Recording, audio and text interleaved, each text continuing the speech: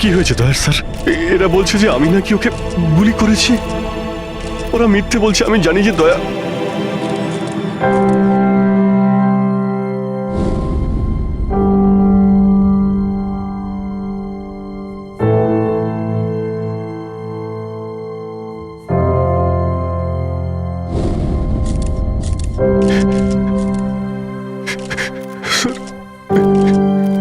Sir আমি জানি না স্যার আমি কখন।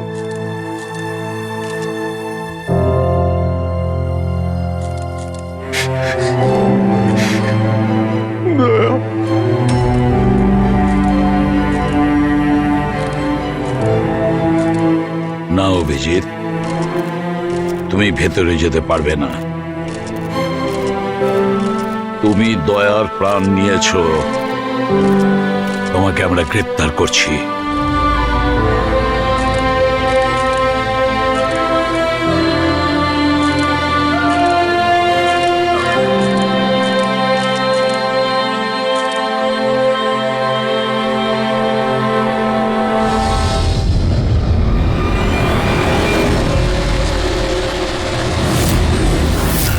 স্যার, যার খুন হয়েছে তার নাম ডিকে, একজন প্রাইভেট ডিটেকটিভ। ওর কাজের লোক লাশটা দেখেছে সকালে।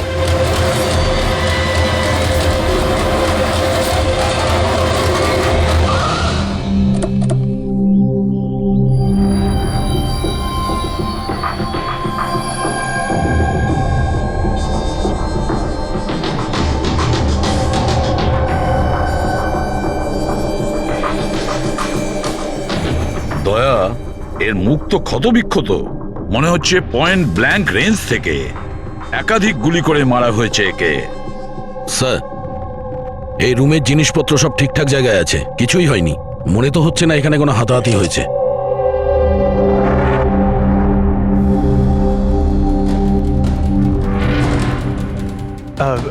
স্যার স্যার এই কাভার্ড আর লকার তো খোলা আছে, আর সব জিনিসপত্র নিজের জায়গায় আছে। দেখে তো মনে হচ্ছে যে কেউ এতে হাতই দেয়নি।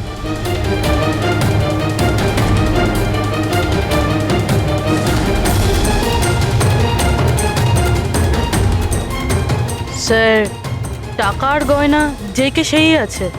মনে হয় উনি যা চাইছিল সেটা পেয়ে গেছে।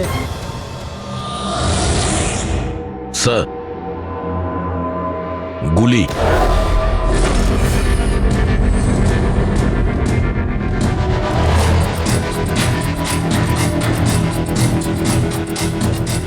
3টে গুলি চলেছে দয়া।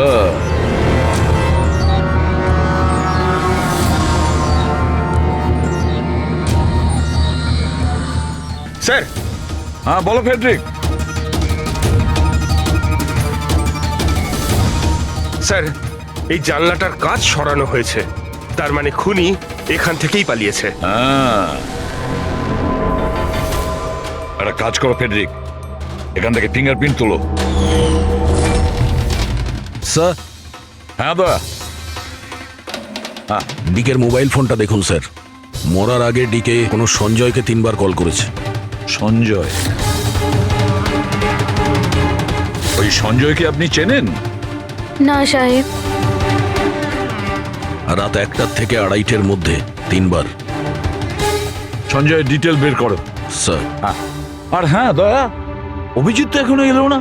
তুমি ওকে ফোন করে বলনি এখানে আসতে, ক্রাইম সিনে? হ্যাঁ স্যার বলেছিলাম, মনে হয় কোনো জ্যামে আটকে গেছে। জ্যামে আটকে গেছে? ওকে ফোন করো আর বলো এখানে তাড়াতাড়ি আসতে। স্যার, হ্যাঁ।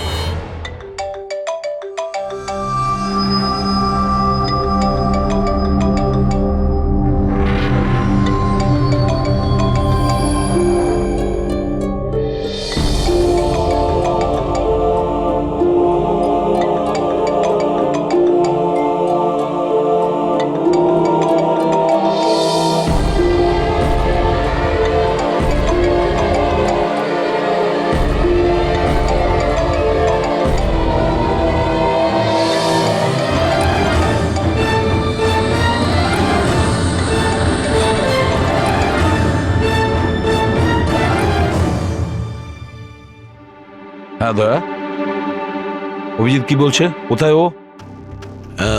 স্যার মানে ওর শরীর খুব একটা ভালো না স্যার। ও ডাক্তারের কাছে যাবে, তারপর ওখান থেকে সোজা বিউরোতে যাবে। কোনো প্রবলেম আছে? না স্যার, কোনো প্রবলেম নেই। বুঝতে পারছি না, অভিজিৎ দিল্লি থেকে আসার পর কেমন অদ্ভুত আচরণ দেখছি ওর মধ্যে।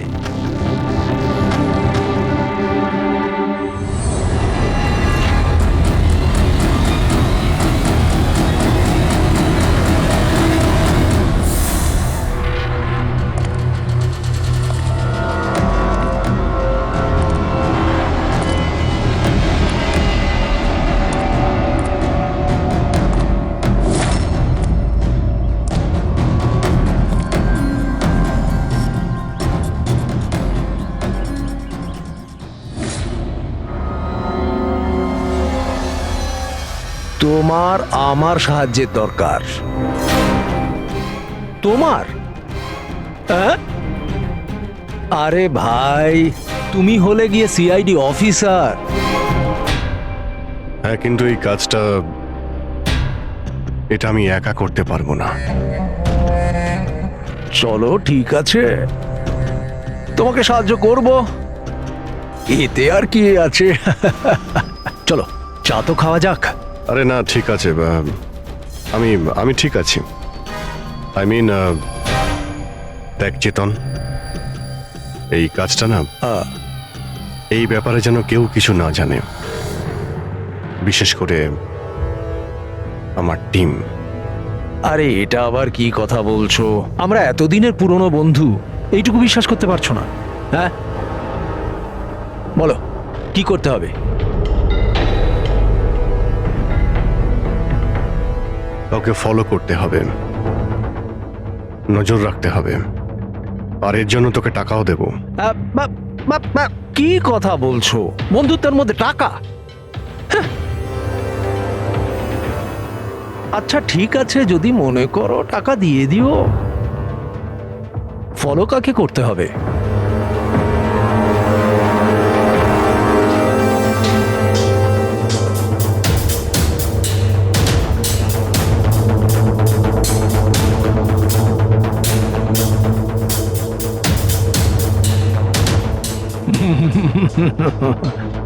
অভিজিৎ, মনে হচ্ছে তুমি ভুল করে ভুল ছবি দিয়ে দিয়েছো। ভুল ছবি আমি দিইনি, একেই তোকে ফলো করতে হবে। এ কোথায় যায়, কি করে, কার সঙ্গে দেখা করে, সবকিছু রাত 10টা থেকে সকাল 6টা পর্যন্ত। আর প্লিজ কোনো প্রশ্ন করবি না, যা বলেছি তাই করবি, ব্যাস। ওকে? ওকে।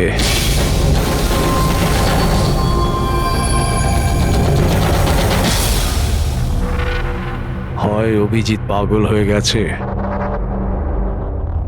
না হলে বিরাট বড় কোনো গেম চলছে।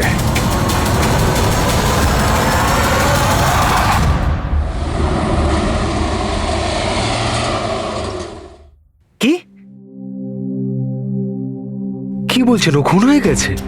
মরার আগে ডিকে শেষবার ফোনে আপনার সঙ্গে কথা বলেছিল মাঝরাতে। কি কথা হয়েছিল আপনাদের মধ্যে?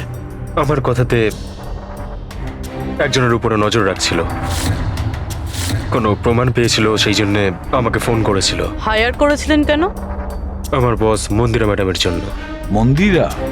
কুমার জুয়েলার্সের ওনার, বিখ্যাত পেজথি সেলিব্রিটি। আশা করি আপনারা ওই দিল্লির কেসটার ব্যাপারে নিশ্চয়ই জানেন বোধহয়।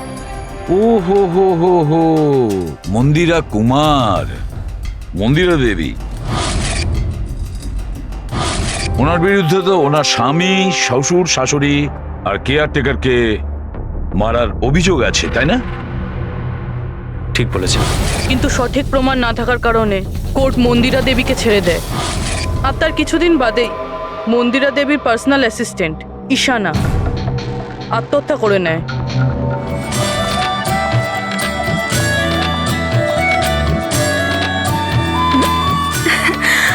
ও তুই?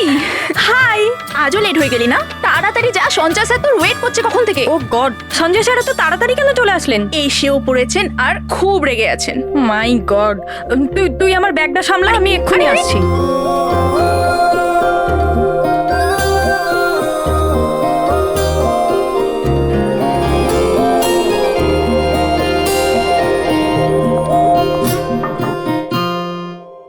May I come in, sir? Come in.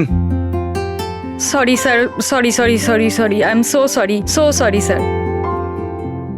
কটা বাজে বলো তো তুমি? এটা কোনো অফিসে আসার টাইম হলো?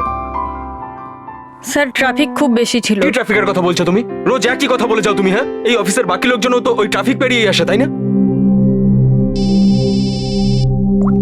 হ্যাঁ বলো কুমার।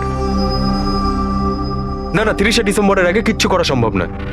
আরে তুমি তো এটা জানো যে 30শে ডিসেম্বরে মন্দিরা ম্যাডামের একটা ইভেন্ট রয়েছে মুম্বাইতে, তার আগে কিছুই করা সম্ভব নয়। হ্যাঁ হ্যাঁ,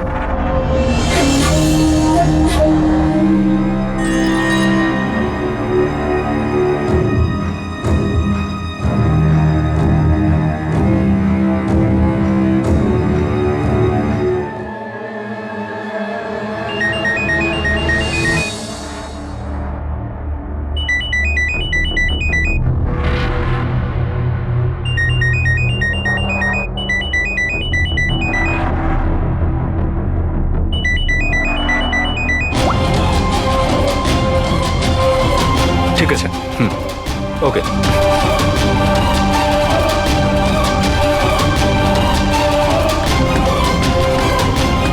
কি হলো? হ্যাঁ, কি হয়েছে নাকি? বাইরে ওভাবে কি দেখছো?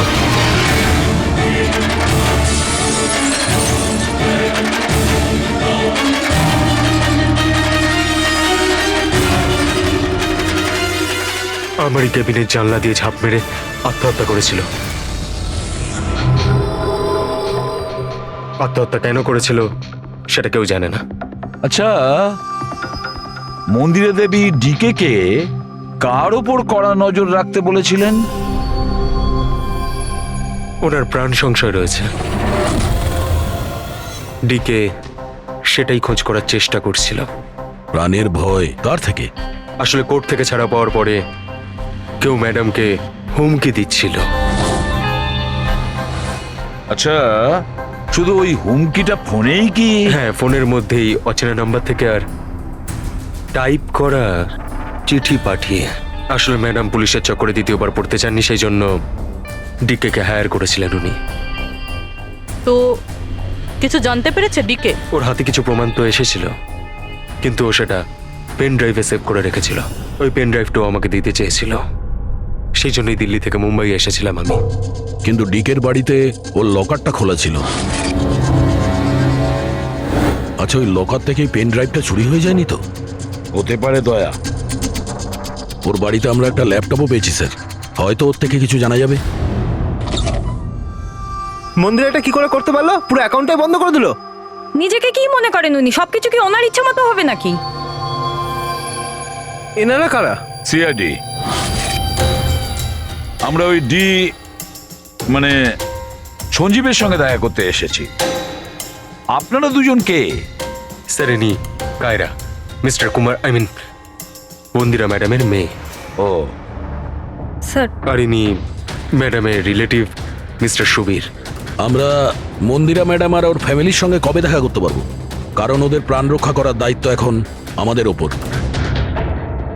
ইনফ্যাক্ট মন্দিরা ম্যাডাম, কায়রার কাকাতো দাদা শেখর আর ওনার স্ত্রী সবাই আজ রাতেই আসছেন।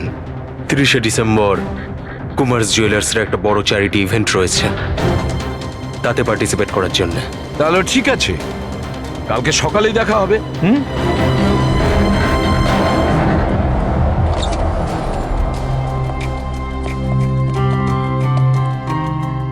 এসব কি হচ্ছে? সিআইডি আমাদের পার্সোনাল ব্যাপারে ঢুকছে কেন?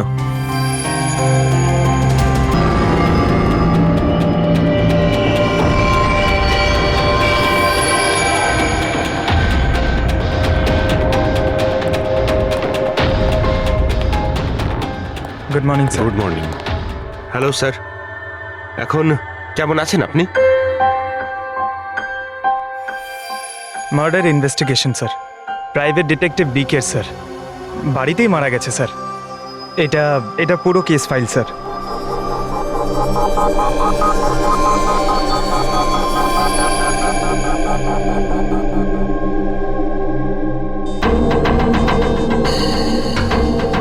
স্যার, এই ছবিগুলো ওর বাড়ির ছবি, এগুলো ওরই বাড়ির ছবি এটা। আর এখানেই ওর মার্ডার হয়েছে, তাই না?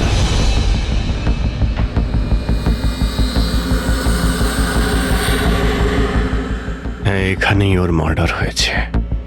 পঙ্কজ, ঘুরিয়ে কেন জিজ্ঞেস করছেন? আমরা এইমাত্র তো সেটাই বললাম। সেটাই তো স্যার, মনে হচ্ছে ওনার শরীর এখনো ঠিক হয়নি, কোনো গন্ডগোল মনে হচ্ছে স্যার।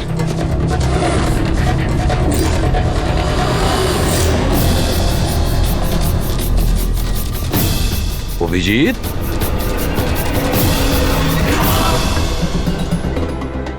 Good morning sir. কি হয়েছে তোমার? হ্যাঁ, কোন জগতে ছিলে?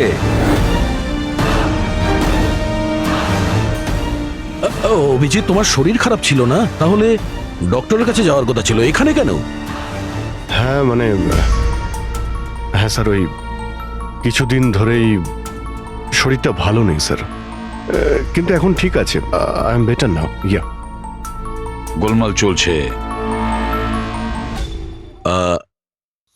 স্যার, ডিকে সঞ্জয়কে যে পেন ড্রাইভটা দিতে যাচ্ছিল, ওর যে ডেটা আছে ওগুলো উদ্ধার করার যে একটা উপায় আছে স্যার। পেন ড্রাইভ তো পাওয়া যায়নি তো? তাহলে ডেটা কোথা থেকে পাবে? স্যার, আছে না একটা উপায় আছে, ওই আমরা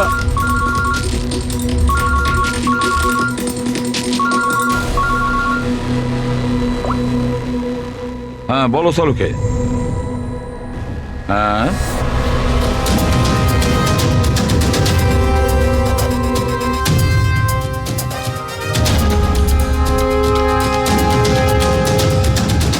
দয়া স্যার,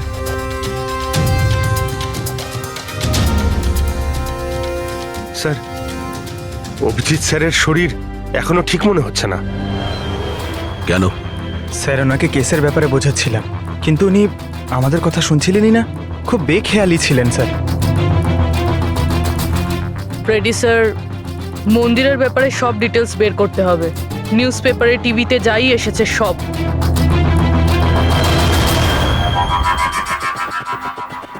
বাড়িতে ঢোকার একটাই রাস্তা আছে, মেন গেট। চাবি ডিকে আর ওর বাড়ির মেডের কাছে থাকে। বাথরুমের জানালা, তার মানে খুনি যখনই বাথরুমের জানালার কাঁচ খোলে আর ভিতরে ঢোকে, আর তারপর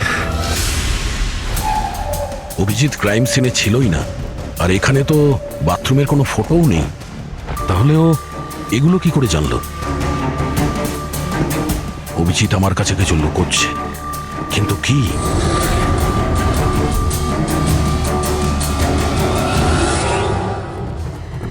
ডিকের কম্পিউটার থেকে যে ডেটাগুলো ডিলিট হয়েছে সেটা ওর অনলাইন অ্যাকাউন্ট থেকে বের করা যেতে পারে। বাস একবার এই পাসওয়ার্ডটা ম্যাচ হয়ে যাক।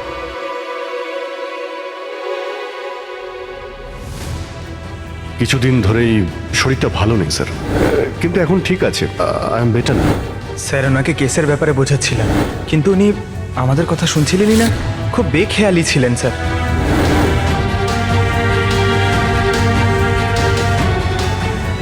Yes sir, sir password match হয়ে গেছে।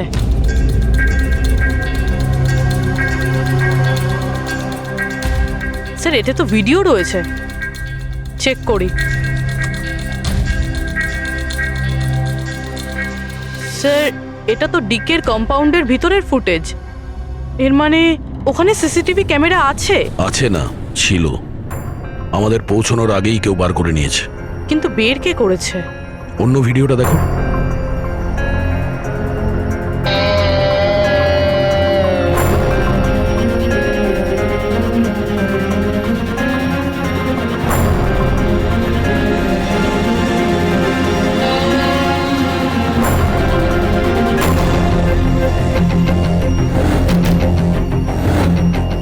এটা কি করে সম্ভব?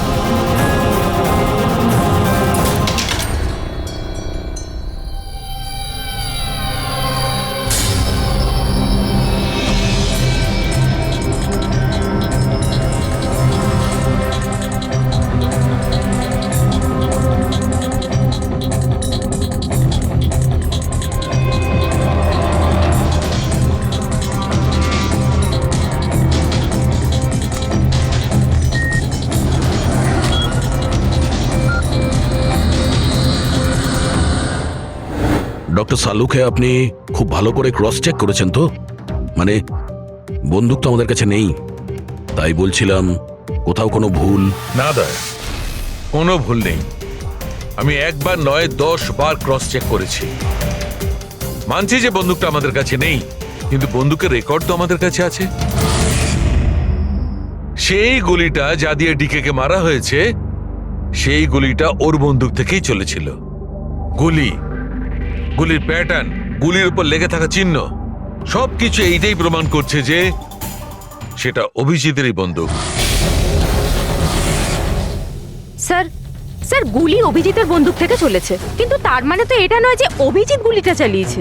এক্স্যাক্টলি স্যার, সেই কারণে আমি এই কথা এসিপি স্যারকে বলিনি, শুধুমাত্র আপনাদের সঙ্গে কথা বলেছি, যাতে আমি এই মামলা সুরাহা করতে পারি। কি তুমি এই কথাটা এসিপি কে জানাওনি? কি বলবো স্যার, কি বলবো ওনাকে? যেখানে আমার বিশ্বাস হচ্ছে না, তাহলে ওনাকে কি বলবো? তুমি যদি এই কথাটা বিশ্বাসই না করবে, তাহলে ফোন করে আমাকে কেন জিজ্ঞেস করেছিলে? যে বন্দুক থেকে ডিকে কে মারা হয়েছে সেই বন্দুকটা অভিজিতের না? কি এমন ছিল যার জন্য তুমি অভিজিৎকে সন্দেহ করেছিলে? কি ছিল ওটা? এই কারণে ডক্টর, যখন আমরা একটু পিছিয়ে দাও।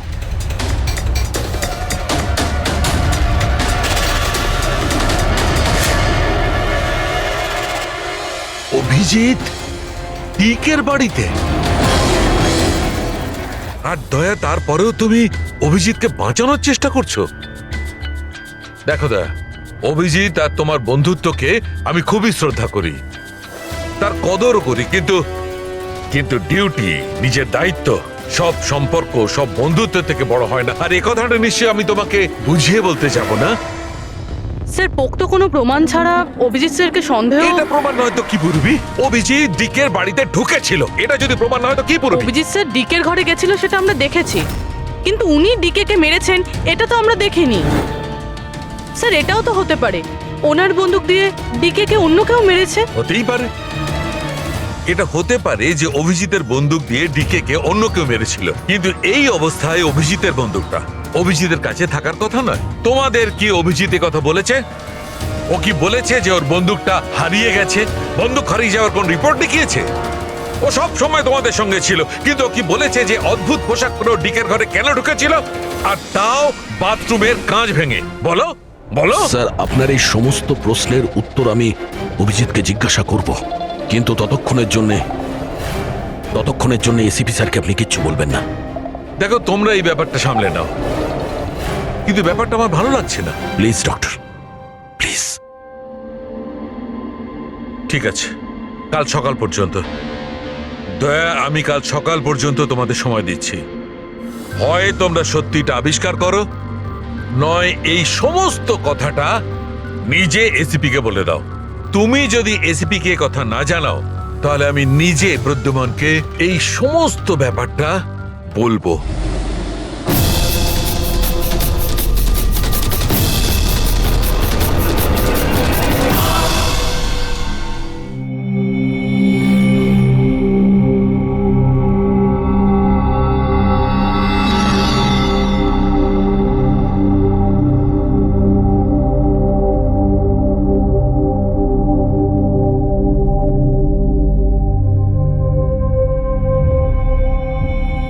আধ ঘন্টার বেশি হয়ে গেল, 10টা থেকে 10:30 হয়ে গেল, এখনো আসেনি।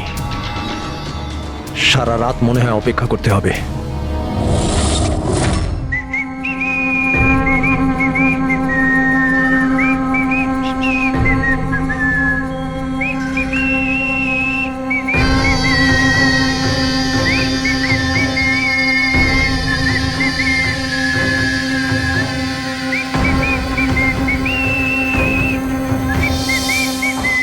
ভুল ছবি আমি দিইনি, একেই তোকে ফলো করতে হবে। এ কোথায় যায়, কি করে, কার সঙ্গে দেখা করে, সবকিছু। রাত 10টা থেকে সকাল 6টা পর্যন্ত। এটা অভিজিৎ? ওর কি হলো? এরকম সেজেছে কেন?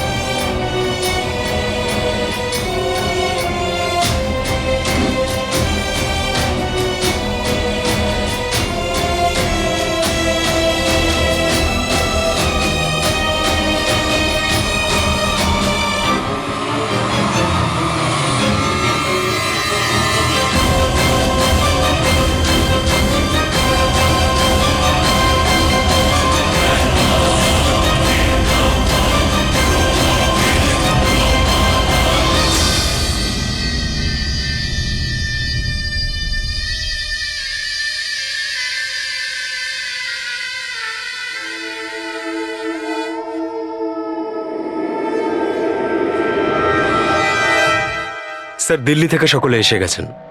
মন্দিরা ম্যাডাম, আমারা মন্দিরা ম্যাডামের দাওরের বউ। কায়রা, মন্দিরা ম্যাডামের সৎ মেয়ে। সুবীর, মন্দিরা ম্যাডামের বোনজি। শেখর, মন্দিরা ম্যাডামের দেওরের ছেলে। আসুন ম্যাডাম, এনারা সিআইডি থেকে এসেছেন। এসিপি স্যার, ইনি ভালো হলেন- হয়েছে আপনারা এসে গেছেন। ডিকে খুনি কে সেটা জানা গেল? আরে আপনি তো এটা জানেনই যে আমাদের ফেমাস অ্যানুয়াল ইভেন্ট খুব তাড়াতাড়ি আসতে চলেছে। আই হোপ যে আপনি আমার সিকিউরিটির সব ব্যবস্থাই করে রেখেছেন। দেখুন, আপনি আমাকে ভুল ভাববেন না, কিন্তু আমি কোনো চান্স নিতে চাইছি না অ্যাকচুয়ালি। এই ইভেন্টটা আমার কাছে খুব বেশি ইম্পর্ট্যান্ট, কিন্তু আমার প্রাণের থেকে বেশি নয়। আপনি কি মনে করেন আপনি আমাকে সিকিউর রাখতে সক্ষম হবেন? আর ডিকে কেসটা কিরকম কি প্রোগ্রেস হলো? আসল খুনির ব্যাপারে কিছু জানা গেল? ওসব আপনার জানার দরকার নেই মন্দিরা দেবী। মেইন হলো আপনার নিরাপত্তা, সেটা দায়িত্ব আমাদের। কি চমৎকার! বৌদি, আপনার ভয় লাগছে মন্দিরা দেবীর? যাকে আইনও কিছু করতে পারলো না, মানতে হবে তাকে যে আপনাকে ভয় পাইয়ে দিয়েছে। মনে হয় ও জানে না ইনার ব্যাপারে যে ইনি কি কি করতে পারেন।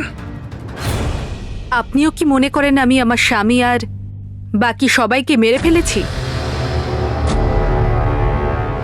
দেখুন, আপনার বিরুদ্ধে যে অভিযোগই থাকুক না কেন, সেটাতে আমাদের কিছু যায় আসে না।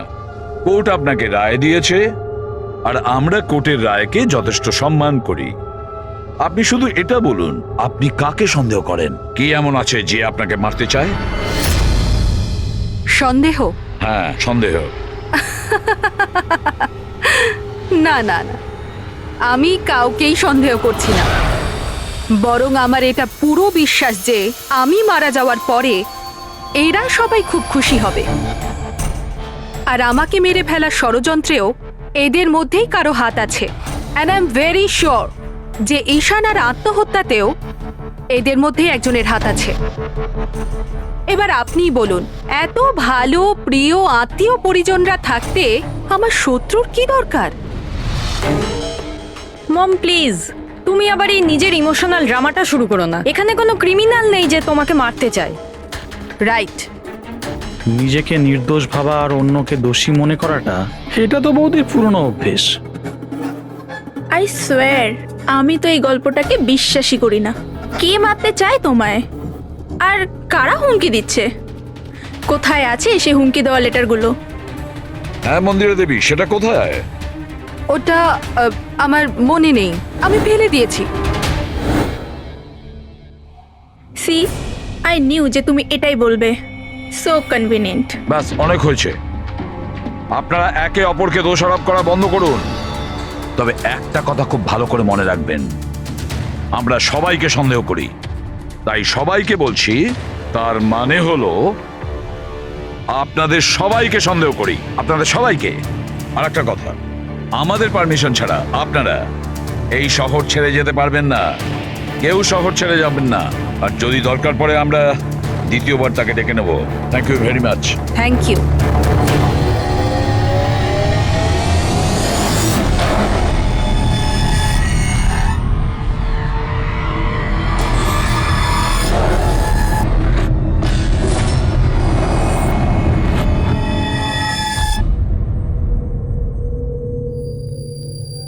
এটা এটা আমি?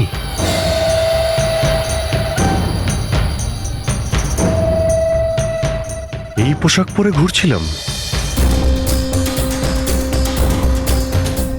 এই পোশাক তো রোজ আমার ওয়াশিং মেশিনে ধোয়া হয়।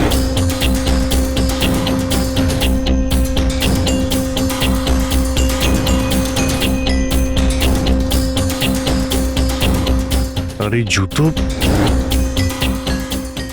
এগুলো এত নোংরা যেন আমি পরেছি। কিন্তু আমার মনেই নেই যে এই পোশাক আমি কখন পরেছি। সত্যি আমার কি হচ্ছে আমার সাথে? এই গাড়িতে কে আছে? হ্যাঁ, কার কার সঙ্গে আমি কথা বলছিলাম? না, আমি দেখিনি। তুমি কথা বলছো, তুমি সেটা জানবে। আর তুমি আমাকে চিনতেই পারলে না? আরে এই, তোর যদি সুইসাইডই করার হয় তাহলে তুই অন্য কোনো বড় গাড়ির সামনে জানা। আমার সামনে কেন এসেছিস? কিভাবে কথা বলছো? এরকম সেজে ঘুরছো কেন তুমি? এই, ইট ইজ মাই স্টাইল, টনির স্টাইল। তুই কে? আমি কে? আমাকে চেনো না? হ্যাঁ, আর এই টনিটাকে? আরে টনি আমি আবার কে? আরে অভিজিৎ, দেখো, কোনো কেসের জন্য তুমি যদি এরকম করে থাকো আমাকে বলে দাও। এভাবে ভয় দেখিও না। সরা, হাত সরা। কে অভিজিৎ? কিসের কেস? আর তুই কি বলছিস কিছুই আমার মাথায় ঢুকছে না। আমার নাম হলো টনি। টনি, টনির সঙ্গে পাঙ্গা নিবি না, বুঝেছিস? সরে যা আর আমাকে যেতে দে। চল।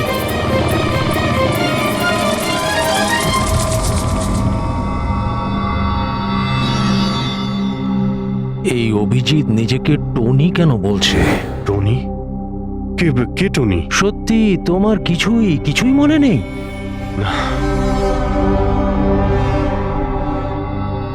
কিছুই মনে নেই, সত্যি বলছি আমি।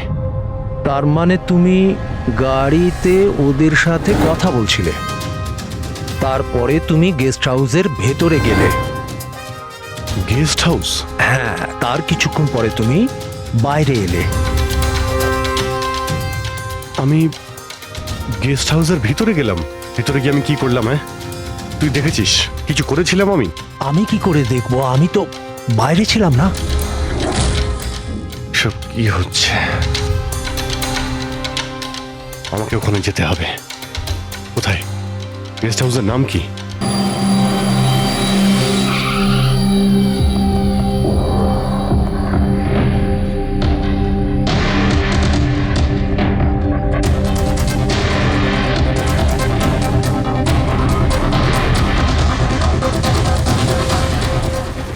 স্যার, রক্ত।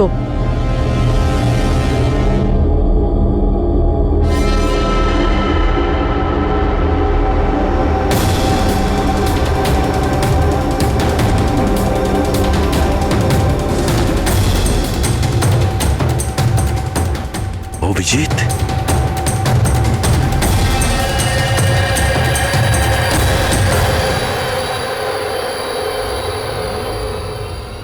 দয়া, তুমি এখানে?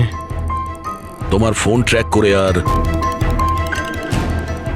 এই প্রশ্ন তো আমিও তোমাকে করছি অভিজিৎ, তুমি এখানে কি করছো?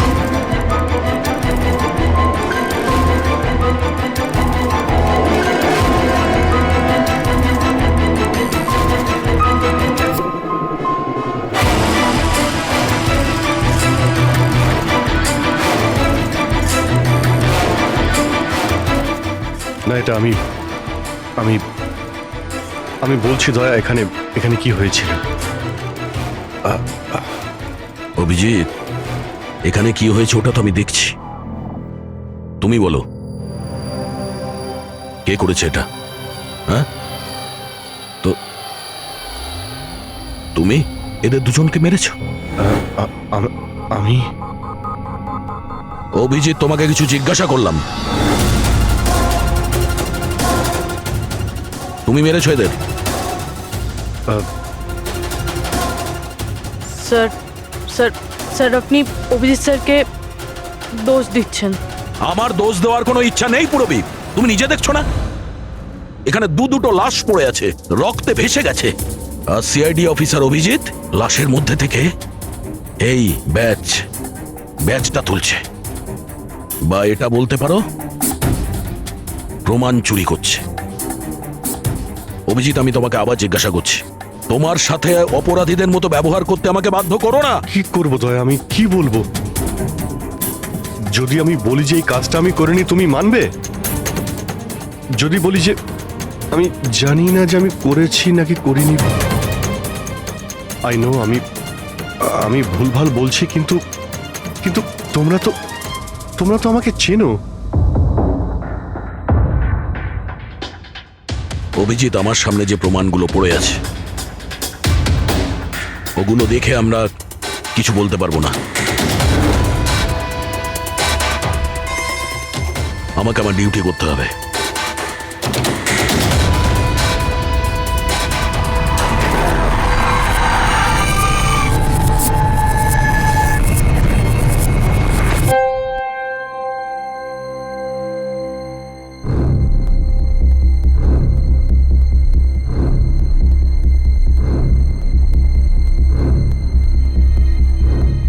অভিজিৎ, এতক্ষণ ধরে একের পর এক জিজ্ঞেস করে যাচ্ছি তোমাকে, কিন্তু কোনো উত্তর দিচ্ছ না তুমি।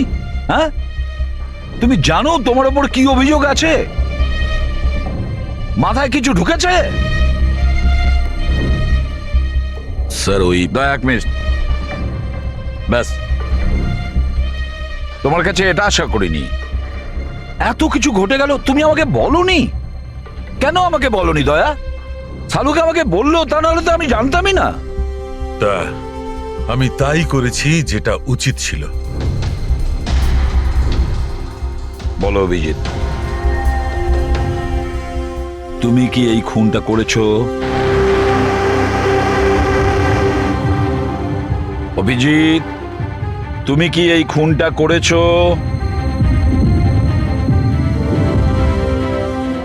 আমি জানি না স্যার। কেন জানো না? তুমি কেন জানো না? হ্যাঁ, ডিকের বাড়িতে তুমি লুকিয়ে লুকিয়ে ঢুকেছিলে, সেটা আমি সিসিটিভিতে দেখেছি। ওই লাশগুলোর পাশে তুমি দাঁড়িয়েছিলে। এই দয়া তোমাকে এখানে ধরে নিয়ে এসেছে। ডিকে আর বডিগার্ডের উপরে যে গুলিটা চলেছে সেটা তোমার গান থেকে চলেছে, ওই গান থেকে চালানো হয়েছে। আর তুমি বলছো তুমি কিছুই জানো না? আমার চোখের ওপর চোখ রেখে তুমি বলো, বলো তুমি এই খুন করোনি, বলো তুমি এইগুলো কিছুই জানো না। বললাম তুমি জানি না স্যার, আমি কিছুই জানি না স্যার। সরি। কি বলবো আপনাকে, আমি কি বলবো স্যার? যখন আমি বুঝতেই পারছি না যে আমি ডিকের বাড়িতে কেন গিয়েছিলাম, কি করে সমস্ত খুন আমার বন্দুক থেকেই হচ্ছে, আমি জানি না স্যার। স্যার আমি তো ডিকিকে চিনি না, ওর বডিগার্ডদের আমি চিনি না, আমি মন্দিরাকেও চিনি না, আমি তো স্যার নিজেকেও চিনি না। আমি কোথায় যাই, কি করি, কার সঙ্গে দেখা করি, আমি কিছুই জানি না। গত কয়েকদিন ধরে আমার সঙ্গে এইরকমই হচ্ছে স্যার, কিন্তু আমি কিছুই বুঝতে পারছি না। সারাদিন সব ঠিকই থাকে, রাতে বাড়িতে যাই, খেয়ে দিয়ে ঘুমিয়ে পড়ি, আর যখনই সকালে উঠি তখন অদ্ভুত জামা কাপড় পরা দেখি, অদ্ভুত জুতো দেখি, যেগুলো আমার নয়। জানি না কি করে আমার বাড়িতে চলে আসে। ড্রেসগুলো ওয়াশিং মেশিনে ধোয়া হয়েছে, জুতোতে মাটি লেগে থাকে, এমনটা মনে হয় যেন আমি ওগুলো ব্যবহার করেছি, কিন্তু আমি বুঝতে পারি না। নিজেকে খুব ক্লান্ত লাগে, এমন মনে হয় যেন আমি সারা রাত জেগেছিলাম, অথচ আমি কি করেছি আমার কিছুই মনে থাকে না।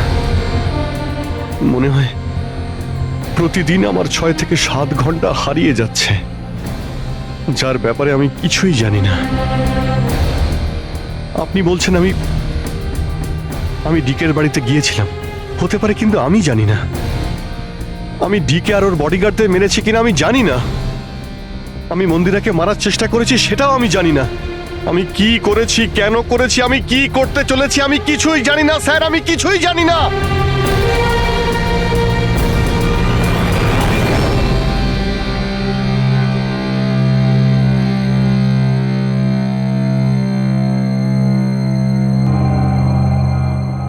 দেখো অভিজিৎ, এই মুহূর্তে তুমি নিজের জন্যে আর অন্যদের জন্যেও বিপজ্জনক। আমি তোমাকে একা ছাড়বো না, আমি তোমাকে নজরবন্দি রাখবো, আর দয়া তোমার ওপর নজর রাখবে।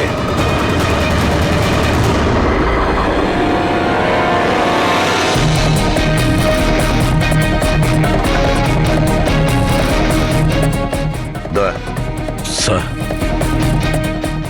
একটা কথা ভালো করে মনে রাখবে, তুমি নিজের বন্ধুর ওপর নয়, বরং একজন অপরাধী খুনির ওপর নজর রাখবে, এমন একজন লোক যে মানসিক ভারসাম্য হারিয়েছে।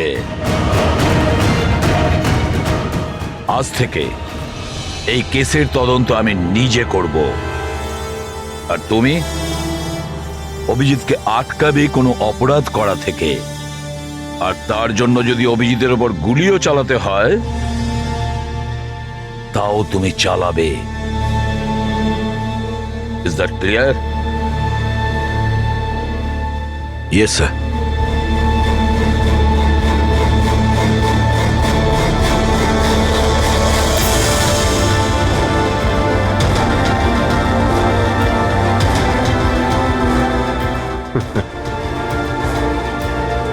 হাত করা পড়িয়ে দাও ভাই।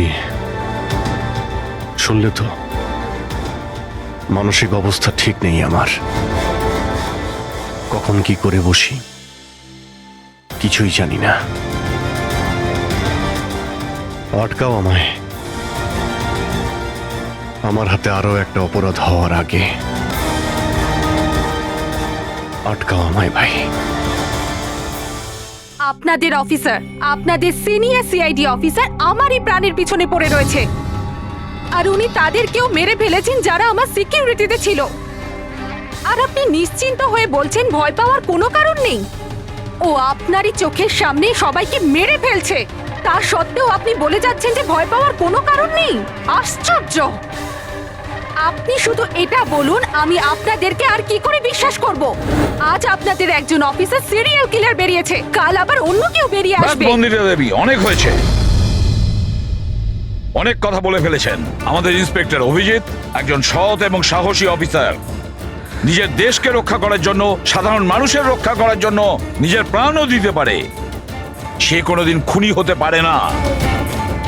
হ্যাঁ, ওর বিরুদ্ধে অভিযোগ আছে, তিনটে খুনের অভিযোগ আছে।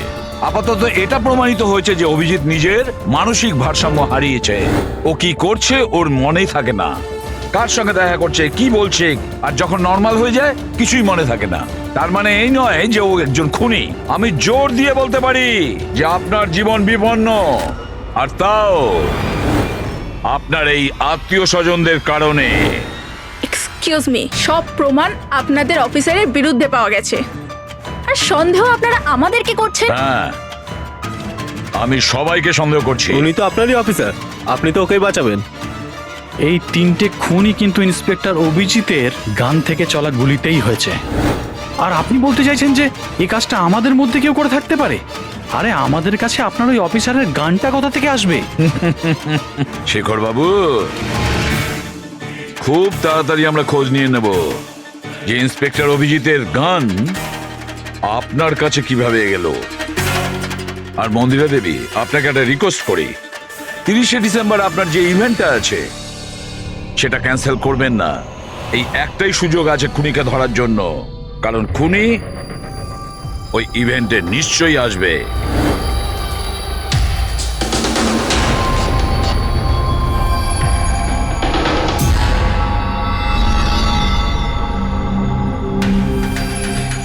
স্যার স্যার হ্যাঁ সঞ্জয়, কি হচ্ছে? স্যার, আপনি অভিজিৎ স্যারের ব্যাপারে কিছু বলছিলেন যে ওনার ভিতরে অন্য একজনের প্রতিফলন ঘটে, স্মৃতিশক্তি ওনার, মানে উনি আগের দিন রাতের কথা মনে করতে পারেন না। হ্যাঁ, তো ঠিক এরকমই, এক্স্যাক্টলি এরকমই অন্য আরেকজনের সাথেও হয়েছিল। কার সঙ্গে বলুন? স্যার ঈশানা। ঈশানা? যেদিনও আত্মহত্যা করেছিল তার কিছুদিন আগে থেকেই একদম এরকমই আচরণ করতে শুরু করেছিল। কি অদ্ভুত রকম হয়ে গিয়েছিল, অন্য মনস্ক থাকতো। যেদিন আত্মহত্যা করেছিল তার কিছুদিন আগে থেকেই একটা অদ্ভুত রিংটোন সেট করেছিল নিজের ফোনে, আর তারপর সেই দিন হঠাৎ করে ওই রিংটোনটা বাজতে শুরু করলো। আর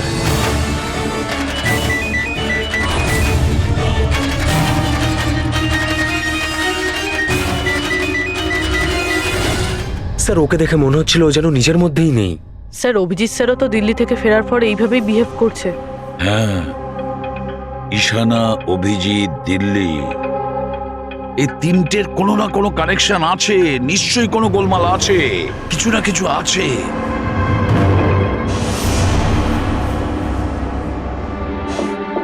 কফি।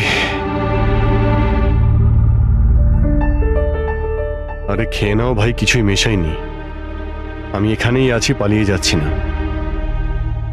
অভিজিৎ, তুমি এই কথাগুলো লুকিয়েছো কেন আমাদের থেকে? লুকোতে হয়েছিল ভাই, কি করব আমি? আমি কিছুই বুঝতে পারছিলাম না যে আমি কি করব, আমার সঙ্গে কি হচ্ছে। যেখানে আমি নিজেই কনফিউজ, আমি সেখানে কি বলবো তোমাকে? সেই জন্য, আর কোনো ব্যাপার নয়। আমার ওপর ভরসা ছিল না নাকি? আমাকে যোগ্য ভাবনি যে আমি তোমার কোনো সাহায্য করতে পারি? কি ভাই, এসব কি বলছো তুমি? ব্যাপারটা এরকম নয়। তাহলে বলনি কেন? আমার তো মনে হচ্ছে আমি তোমাকে চিনি না। এই মুহূর্তে আমি যার সঙ্গে বসে কথা বলছি সে অভিজিৎ নাকি অন্য কেউ?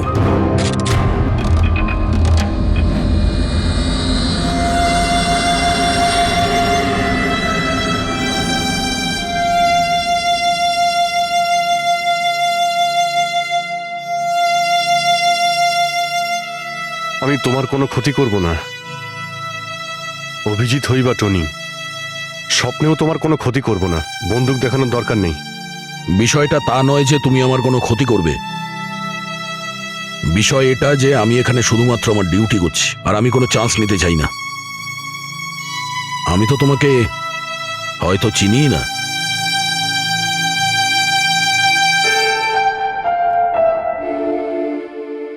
ঠিক আছে, তুমি যখন বুঝতেই পারছো না আর কি বলবো।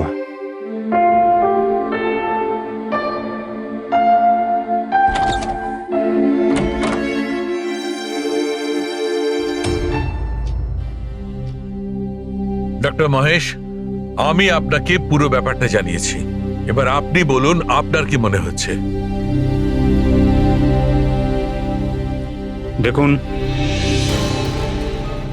এক্ষুনি আপনারা যেটা বললেন যে এই অভিজিৎ আর ঈশানার ব্যাপারে, এটার থেকে তো একটা ব্যাপার একদম পরিষ্কার যে দুজনের কন্ডিশনই একদম সমান। Artificially induced split personality. এটাকে যদি সোজা ভাষায় আপনাদের বোঝাই তাহলে এই কন্ডিশনে পেশেন্টের মস্তিষ্কে তার এই নিজের ব্যক্তিত্ব ছাড়াও অন্য আরও একটা ব্যক্তিত্ব প্ল্যান্ট করা হয়, যেটা কোনো বিশেষ কারো আদেশ বা নির্দেশ অনুযায়ী চলাচল করে। আর এটাকে এমনভাবে সেট করা হয় যাতে ওই ব্যক্তিত্ব বিশেষ ধার্য করা সময়ে বিশেষ ধরনের ট্রিগার পেলে ওই ব্যক্তিত্বকে সম্পূর্ণ প্রভাবিত করে। আর যতক্ষণ এই প্রভাব চলতে থাকে সে পুরনো ব্যক্তিত্বের বিষয়ে না তো কিছু জানতে পারে আর না তার সেই পুরনো ব্যক্তিত্ব সম্বন্ধে কিছু স্মরণে থাকে। এটা হলো মানুষের মস্তিষ্ক। এই মস্তিষ্কের দুটো ভাগ রয়েছে। সচেতন মস্তিষ্ক মানে কনসাস স্টেট অফ মাইন্ড, যার মধ্যে আমরা এখন আছি। অচেতন মস্তিষ্ক মানে semi conscious state of mind, মানে যখন আমরা ঘুমিয়ে থাকি তখন সক্রিয় হয়। আর কখনো কখনো জেগে থাকার সময়ও কোনো নেশার বা কোনো ওষুধের প্রভাবেও আমাদের অচেতন মস্তিষ্ক সক্রিয় হয়ে ওঠে। সচেত আর অচেত দুটো অবস্থাতেই মস্তিষ্ক ভিন্ন ভিন্ন কাজ করে, কিন্তু এই অবস্থাতে দুটো মস্তিষ্কই যা চিন্তা করে, কোনো কথা বা কোনো স্মৃতি সব সেভ করে নেয়। সচেত মস্তিষ্কের মধ্যে সেভ করা কথাবার্তা আমাদের অনেক বছর ধরে মনে থাকে, কিন্তু অচেত মস্তিষ্কে সেভ করা কথাবার্তা আমাদের মনেই থাকে না। ডক্টর মহেশ, এটা একটা হিপনোটাইজের মতো সম্মোহন, যাতে মানুষের মস্তিষ্ককে পুরো কন্ট্রোল করে যা কিছু করানো যায় রোবটের মতো, আর পরে কোনো বিশেষ আওয়াজ করে ওই সম্মোহনটাকে ভেঙে দেওয়া যায়, মানুষের কিছুই মনে থাকে না। না না না ডক্টর সালুকে, সম্মোহন একদম আলাদা প্রক্রিয়া। সম্মোহন অবস্থায় আপনি মানুষকে ততক্ষণই কন্ট্রোল করতে পারেন যতক্ষণ সে সম্মোহিত আছে। সম্মোহিত অবস্থা থেকে একবার বেরিয়ে আসার পর তাকে আবার সম্মোহিত করতে হয়। এখানে ব্যাপারটাই পুরো আলাদা। এখানে মানুষের মস্তিষ্কে একটা ঘটনা যা আদৌ ঘটেইনি, একটা ব্যক্তি যার কোনো অস্তিত্বই নেই, তাকে ওই মানুষের মস্তিষ্কের ভিতরেই প্ল্যান্ট করা হয়, তার মস্তিষ্কে এই কথাটাই ফিট করা হয়। আচ্ছা, তার মানে এত কিছু অভিজিতের সঙ্গেও ঘটেছে। কোনোভাবে অভিজিৎ ওই ট্রিগারগুলো পেয়ে যায়, যার কারণে টনি জেগে যায়। Exactly sir. রাতে অভিজিৎ ঘুমিয়ে পড়ার পর নিশ্চয়ই কোনো না কোনো আওয়াজ শুনতে পায়, যেটা ওই টনির জন্য একটা ট্রিগারও হতে পারে। হয়তো ওই আওয়াজটা শুনেই টনি জেগে যায়, কিন্তু অভিজিৎ সেখানেই ঘুমিয়ে থাকে। টনি জেগে যায় যে টনি আসলে খুনি, একজন বদমাশ, একজন অপরাধী। আর অভিজিৎ যাদেরকে চেনে ও তাদের কাউকেই চেনে না। যদি এটাই হয়তো অভিজিতের ভেতরের টনিকে কোনোভাবে কমেন্ট দেওয়া হয়েছে মন্দিরাকে মেরে ফেলার জন্য, তাহলে 30শে ডিসেম্বর ইভেন্টে টনি এর পরিণাম দেখতে চায়।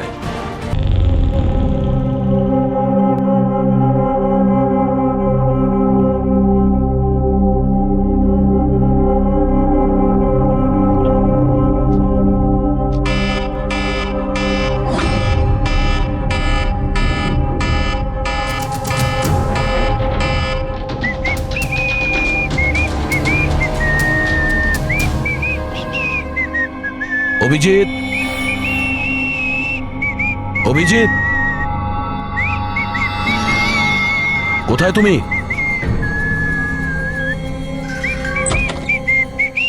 অভিজিৎ, অভিজিৎ, ওই শুনতে পাচ্ছ না?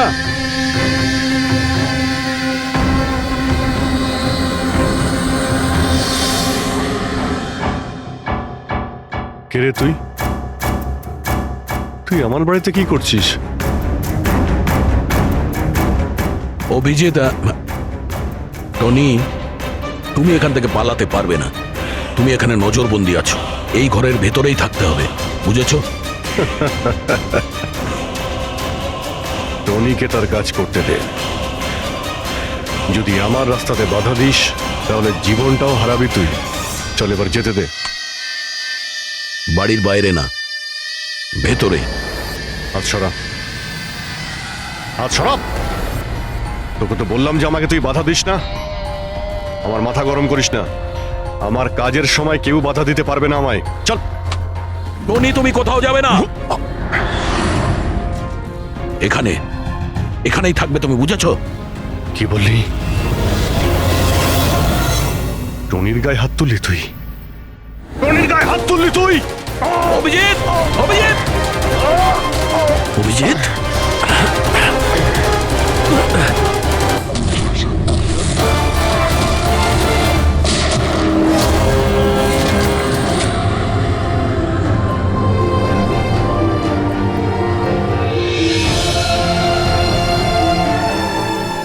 স্যার দয়া, কি হয়েছে? কি হয়েছে দয়ার স্যার? এরা বলছে যে আমি নাকি ওকে। না অভিজিৎ, তুমি ভেতরে যেতে পারবে না।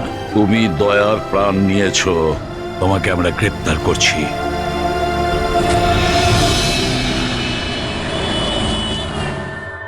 ঈশানার ফোন রেকর্ডে ডক্টর তানিয়ার নাম কয়েকবার এসেছে। আপনাদের মধ্যে কেউ চেনে ডক্টর তানিয়াকে? আত্মহত্যা করার আগে উনি ডক্টর তানিয়ার সাথে দেখা করেছিলেন কি? এই ডক্টর তানিয়া কোনো ডেন্টিস্ট নয় তো? মারা যাওয়ার আগে ঈশানা কয়েকবার একজন ডেন্টিস্টকে দেখিয়েছিল। আমার নাম তো মনে নেই, কিন্তু হতে পারে ইনিই সেই। যতদূর আমার মনে হয় ইনি কোনো ডেন্টিস্ট তো নন। কিছুদিন আগে সিআইডি অফিসার অভিজিৎ এখানে ছিল। Yes ma'am. ওই পুরো সপ্তাহে এখানে যারা যারা ছিলেন তার পুরো লিস্ট আমার চাই। আর ওনার থাকার সময় এই লবিতে থাকা সিসিটিভি ফুটেজও চাই।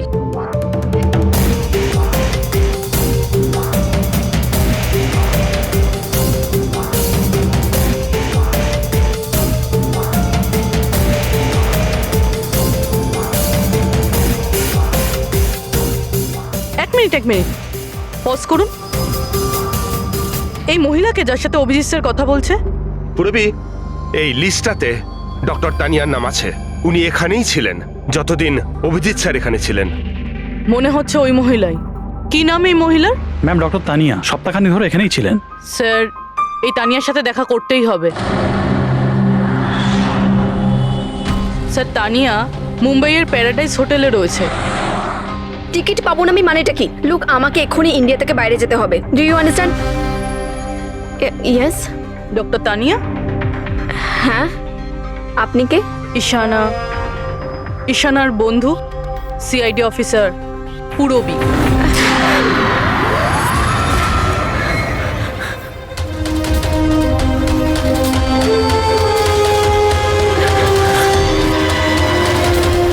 পালানো অত সহজ নয়।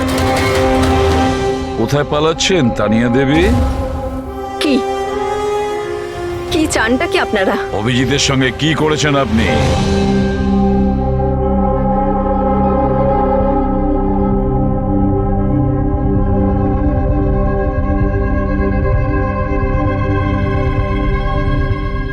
ঈশানার অভিজিতের ব্রেনের ওপর আমি এক্সপেরিমেন্ট করেছি। ঈশানাকে আত্মহত্যা করার জন্য আর অভিজিৎকে একটা মার্ডার করানোর জন্য আমি প্রোগ্রাম করেছিলাম। কিভাবে কিভাবে সেই প্রোগ্রামটা করেছেন? আর্টিফিশিয়ালি ইলিউশন স্প্লিট পার্সোনালিটির সাহায্যে আমি দুজনের ব্রেনটাকে সেট করি, আর নিজের সেট করা শিডিউলের অনুযায়ী এই দুজনকেই এরকমভাবে প্ল্যান করেছি যে কোনো রকমের আওয়াজ হোক বা রিংটোন বাজুক, আর যখনই আওয়াজ হোক না কেন ওদের সমস্ত অর্ডারগুলি মানতে হবে যে কোনো উপায়ে। ওই ফোন নাম্বারটা যেখান থেকে ওনার কাছে ফোন আসে, কার নাম্বার সেটা? ওটা একটা পিসিও নাম্বার। ঈশানাই আমাকে এই নাম্বারটা দিয়েছিল অভিজিতের ব্রেনে ফিট করার জন্য। কি বললেন আপনি? কি বললেন আপনি? অভিজিৎকে এসব করার জন্য ঈশানা আপনাকে বলেছে? হ্যাঁ, আর ঈশানা যে আত্মহত্যা করেছে সেটা কি? সেটার কারণ কি? ওটা আসলে ঈশানা নিজেই বলেছিল আমাকে করতে। হোয়াট? হ্যাঁ, বলেছিল তো ঈশানাই, বাট আই এম শিওর নিশ্চয়ই এর পেছনে কোনো না কোনো কারোর হাত আছে, যার বিষয়ে আমি জানি না। কেন? সে কেন এগুলো করবে? হয়তো ওর কোনো দুর্বলতা ছিল। যে করেই হোক অভিজিৎকে ওই পরিস্থিতি থেকে বের করতে হবে। নিয়ে চলো একে। চলো। ও বাইরে বেরোতে পারবে না। কেন? আমি অভিজিতের ব্রেনকে প্রোগ্রাম করেছি। সম্মোহন নয়, যে ইচ্ছে হলো আর ভেঙে দিলাম। আমি অভিজিতের ব্রেনের মধ্যে একটা খুনিকে প্ল্যান করেছি, টনিকে। এটাই হলো সেই আর্টিফিশিয়ালি ইনডিউস পার্সোনালিটি, যেটা আর কোনোদিনও বাইরেই আসবে না। আমি যদি চাই তাহলেও অভিজিৎকে কোনোদিন বাইরে বের করতে পারবো না, কিন্তু আমি যদি এরকমটা করি হয়তো অভিজিৎ পাগল হয়ে যাবে বা ও মারাও যেতে পারে।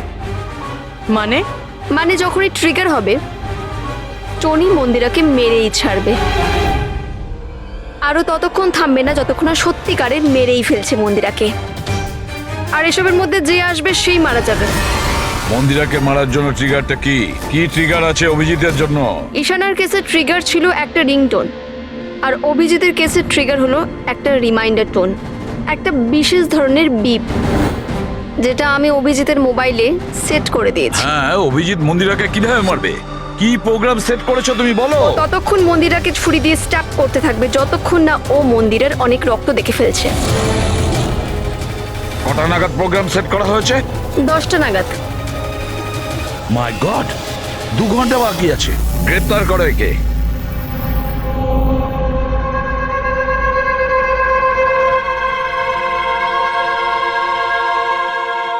জীবনে কখনো ভাবিনি স্যার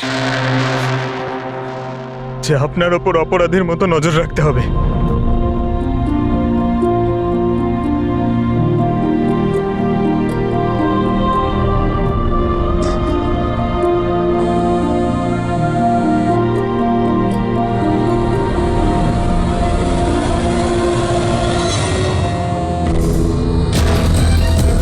পঙ্কজ, ড্যাম ইট, ফোনটা ধরো।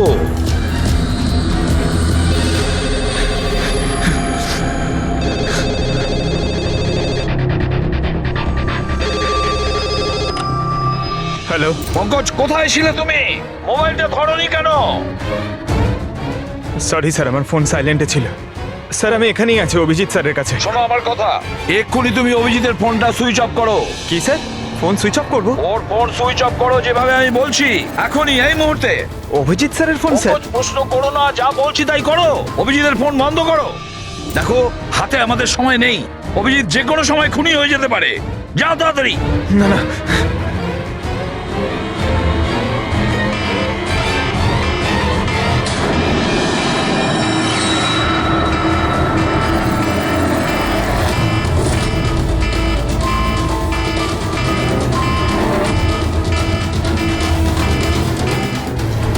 ভিজে গেল, কি করি?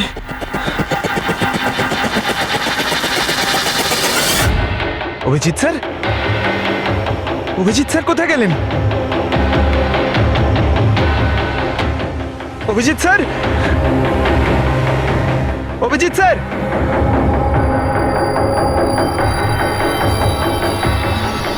স্যার!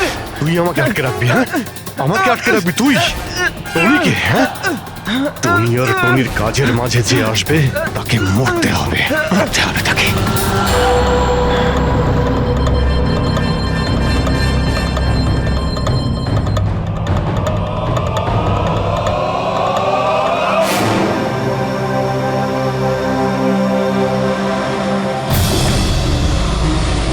স্যার এখানেই চ্যারিটি ইভেন্টটা হবে।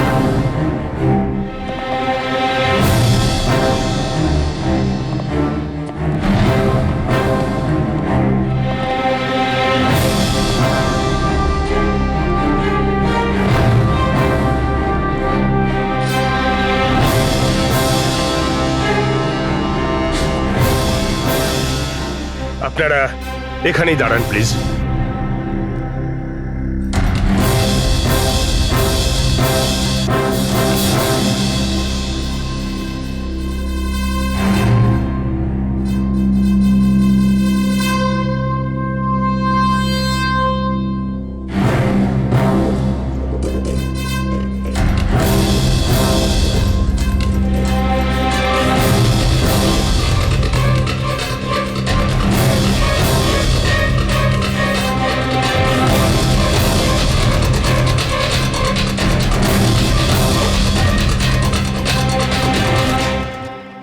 হ্যালো লেডিস অ্যান্ড জেন্টলম্যান, প্রত্যেক বছরের মতো এই বছরের সন্ধ্যাটাও খুবই গুরুত্বপূর্ণ।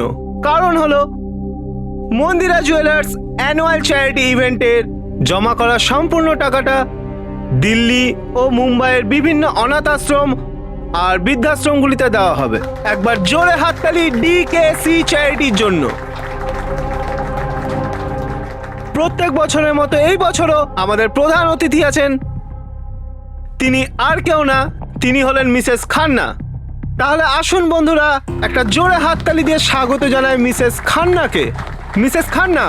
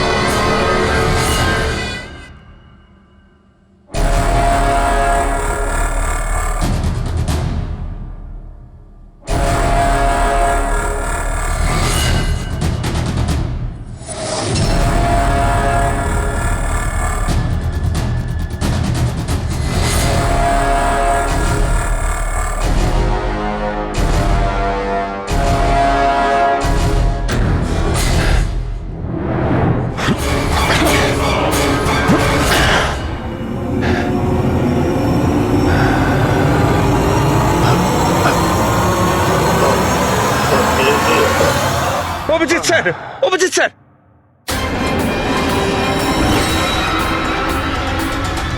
Sir, sir, lights on. Sir, sir, Abhijit ঠিক আছে? স্যার, স্যার, ওকে তাড়াতাড়ি নিয়ে চলো, তাড়াতাড়ি এসো।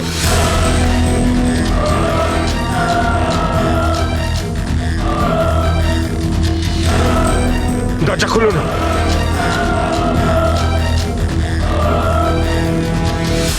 মন্দিরা দেবী, টনি তার মিশন কমপ্লিট করেছে, মন্দিরা দেবীকে মারার। আর আমাদেরকে ভরসা করার জন্য আপনাকে অসংখ্য ধন্যবাদ। আপনারা সবাই আমাকে এখানে আনলেন কেন? আমার তো এখন স্টেজে থাকা উচিত। ম্যাডাম, আমাদের একটা প্ল্যান আছে। প্ল্যান? রবি,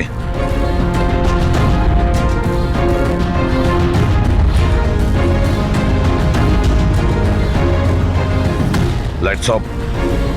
মন্দিরা দেবী,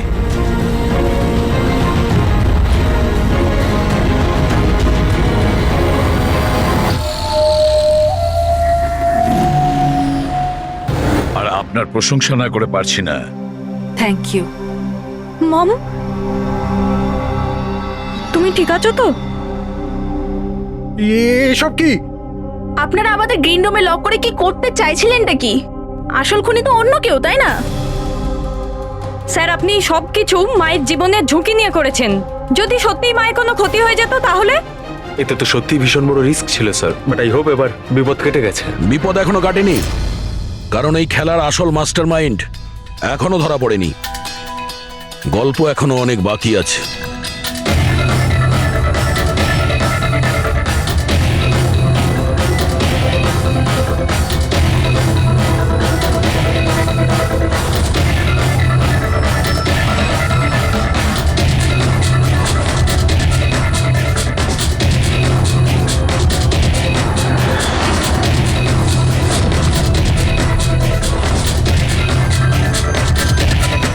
কি হলো? আমাকে দেখে ভালো লাগলো না? কখনো কখনো খুনি পর্যন্ত পৌঁছানোর জন্য আমাদের অ্যাক্টিং করতে হয়। তার মানে ওনার মৃত্যুর খবরটা নাটক ছিল? আমার মৃত্যুতে খুনি খুব খুশি হয়েছিল যে ও জিতে গেছে, আর ওই সুযোগটাই আমরা কাজে লাগিয়েছি। আমরা মন্দিরা দেবীকে বাঁচানোর চেষ্টা করছিলাম, আর দয়া মাস্টার মাইন্ডের পিছনে লেগেছিল।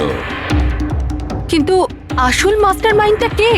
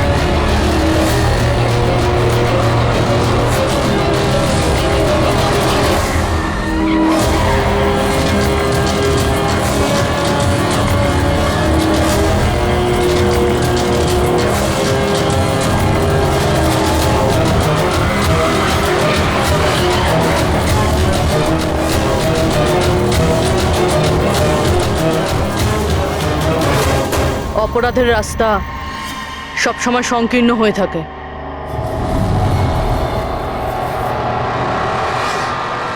তুমি এটাই ভাবছো যে আমরা কি করে জানলাম যে তুমি খুন করেছো? আমরা তো এটা জানতাম যে এই মাস্টারমাইন্ড মন্দিরা দেবীর নিজেরই কোনো লোক। তাই আমার মৃত্যুর পরে আমি সব থেকে আগে এটা খোঁজ নিয়েছি যে আপনাদের মধ্যে কে সে যে অভিজিৎকে চিনতো বা দেখা করেছেন। তারপরে আমার মনে এলো যে ক্রাইম ব্রাঞ্চের সেমিনারের জন্য অভিজিৎ দিল্লি গিয়েছিল। ওই সেমিনারে আসা লোকেদের লিস্ট যখন আমি দেখলাম তখন জানলাম যে কায়রাও গিয়েছিল। ক্রিমিনাল সাইকোলজির স্টুডেন্ট কায়রা।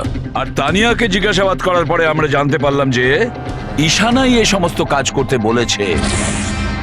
ওই সময় ঈশানার মা সরকারি হাসপাতালে অ্যাডমিট ছিলেন, আর তার কিছুক্ষণের মধ্যেই ঈশানার মাকে বেসরকারি হাসপাতালে যেখানে অ্যাডমিট করা হয়েছিল সেখানকার পুরো খরচ মিস কায়রা করেছিল।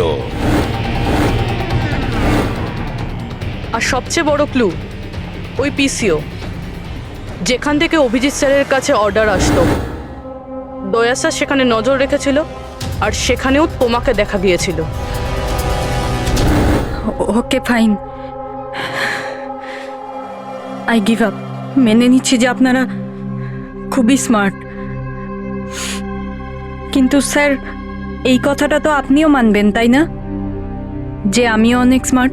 হ্যাঁ, স্মার্ট তো তুমি বটেই। ক্রিমিনাল সাইকোলজির একজন ব্রিলিয়ান্ট স্টুডেন্ট, যে সৎ মায়ের থেকে নিজের পুরো পরিবারের খুনের বদলা নিতে চেয়েছিল।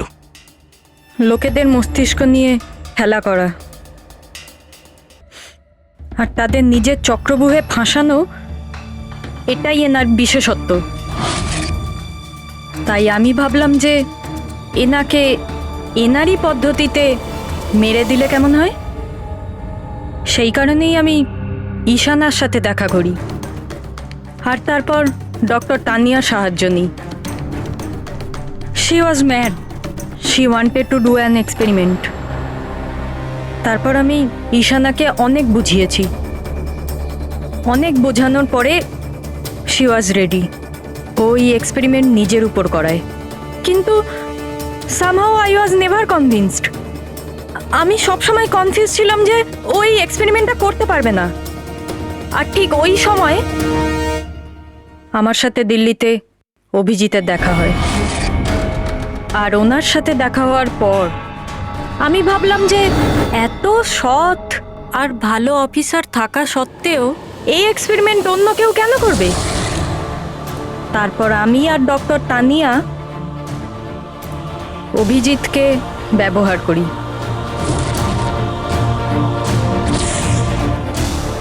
আর আমার এক্সপেরিমেন্ট ওর ওপরে করি। আর ঈশানা আমাদের কোনো কাজে ছিল না, তাই ওকে আমাদের রাস্তা থেকে সরিয়ে ফেলি। ডিকে আর ওই দুজন বডিগার্ড, ওরা তোমার কি ক্ষতি করেছিল? ওদেরকে কেন মেরেছো? এটা এই কারণে করেছি যাতে সমস্ত দোষ অভিজিতের উপর চলে আসে। আর অভিজিতের গান থেকে বুলেট নেওয়ার জন্যে টনি ছিল তোর মাথার মধ্যে। হি ওয়াজ দেয়ার। তুমি এতটা নিচে নামতে পারো কায়রা, আমি কখনো ভাবতেও পারিনি। এবার জানতে পেরে গেছো তো? তুমি আমার মা বাবার সাথে, আমার ফ্যামিলির সাথে যেটা করেছো না, তোমার বেঁচে থাকার কোনো অধিকার নেই। আমি এইসব এই কারণেই করেছি যাতে আমি প্রুভ করতে পারি যে পৃথিবীর যে কোনো মানুষের মস্তিষ্কের সাথে খেলা যেতেই পারে, তা সে যত বড়ই সিআইডি অফিসার হোক। কায়রা, তুমি প্রতিশোধের আগুনে একজন সাহসী অফিসারের প্রাণ নিয়ে খেলেছো, আর তাছাড়াও 4 জন নিরীহ লোকের প্রাণ নিয়েছো। ডিকে, ঈশানা আর মন্দিরা দেবীর 2 জন বডিগার্ডকে ভীষণ অন্যায় করেছো তুমি। আইন তোমাকে কোনোদিন ক্ষমা করবে না। তোমার তো ফাঁসি হবে, ফাঁসি। স্যার, আপনি প্লিজ এসব মনে করবেন না। একটা বাজে স্বপ্ন ভেবে ভুলে যান। বাজে? ভয়ানক।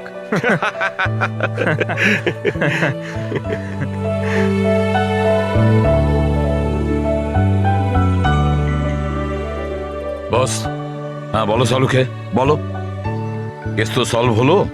হ্যাঁ, কেস তো সলভ হলো, কিন্তু কিন্তু কি? বস, অভিজিতের মস্তিষ্কে যে টনিকে প্ল্যান্ট করা হয়েছিল, সেই উদ্দেশ্যটা সফল হয়েছে। তারপরে এখন আর কেউ ট্রিগার ধরবে না, ওর কানের সামনে কেউ গান করবে না, যার কারণে অভিজিৎ টনি হয়ে যেত। হ্যাঁ হ্যাঁ, কিন্তু বস, কিন্তু কি? বস, কথাটা এই, টনি অভিজিতের মস্তিষ্ক থেকে কখনো যাবে না। কি? টনি অভিজিতের পার্সোনালিটির অংশ হয়ে গেছে বস। কেউ জানে না যে কবে, কখন, কোথায় সামনে এসে যাবে।